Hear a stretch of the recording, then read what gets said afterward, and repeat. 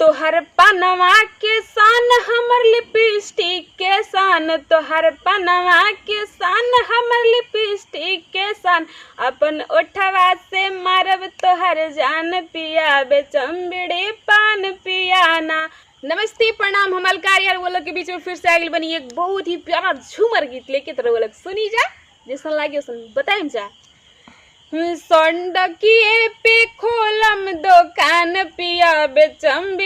पान पियाना, संडकिए पे खोलम दुकान पिया बेचम पान पियाना, हम बजरिए पे खोलम दुकान पिया बेचम पान पियाना।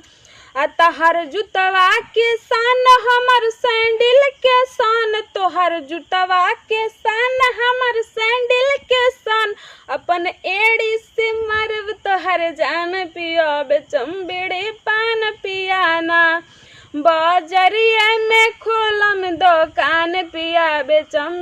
पान पियाना, हम तो विक्रमगंज में खोलम दुकान पिया बेचम पान पियाना, हम तो आराम में खोलम दुकान पिया बेचम पान पियाना।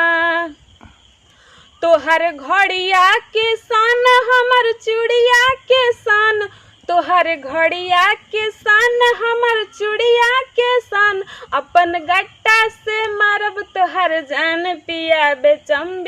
पान पियाना, हम तो बक्सर में खोलम दुकान पिया बेचम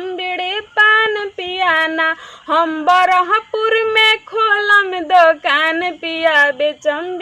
पान पियाना, हम तो मलिया बाग में खोलम दुकान पिया बेचम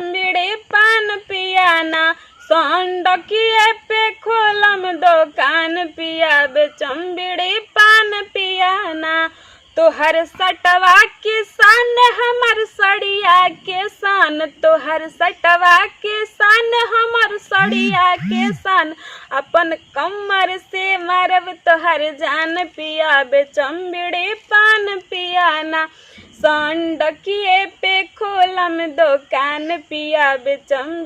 पान पियाना।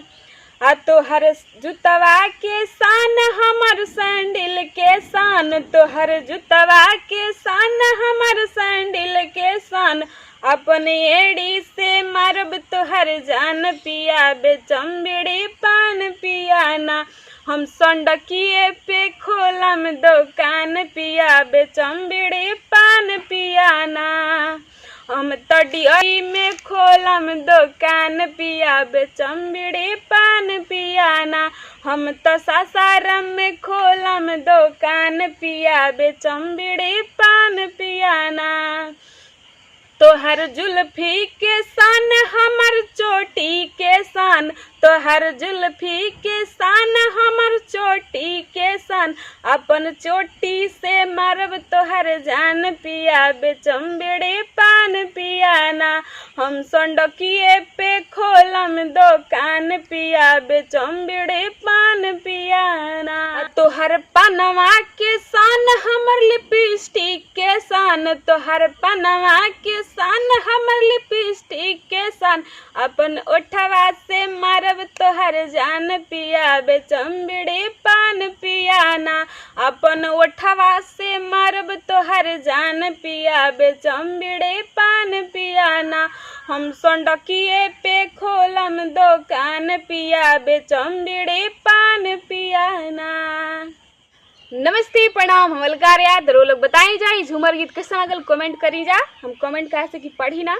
और बहुत ही वो लोग के प्यार दुलार मिलता तो हम चाहते नहीं कि वो लोग ऐसे ही प्यार दुलार बनौले रखी जा, और कोनो गलती होके तो वो लोग माफ़ करब जा, कैसे कि हमू एगो इंसान बनी, छोट मोट गलती होत रहेला, ताकि ऐसा ही भरपूर वो लोग झोला भर भर के प्यार देवत रही जा और देखत रही जा झूमर गीत भोजपुरी। और हाँ, एक और भी चैनल बार वो लोग के बतैले भी होगा कि हमार भोजी 2020 चैनल बैठे पे हम कॉमेडी बने ना, तो अगर हमार अलकार के कॉमेडी देखे होके तो हमार भोजी 2020 पर जाई जा और देखी जा, बहुत ही अच्छा कॉमेडी बैठे पे। बाकी ऐसा ही प्यार बनौले रखी जा, बाकी फिर से हम अगला वीडियो में मिला एक साथ दी विदाई।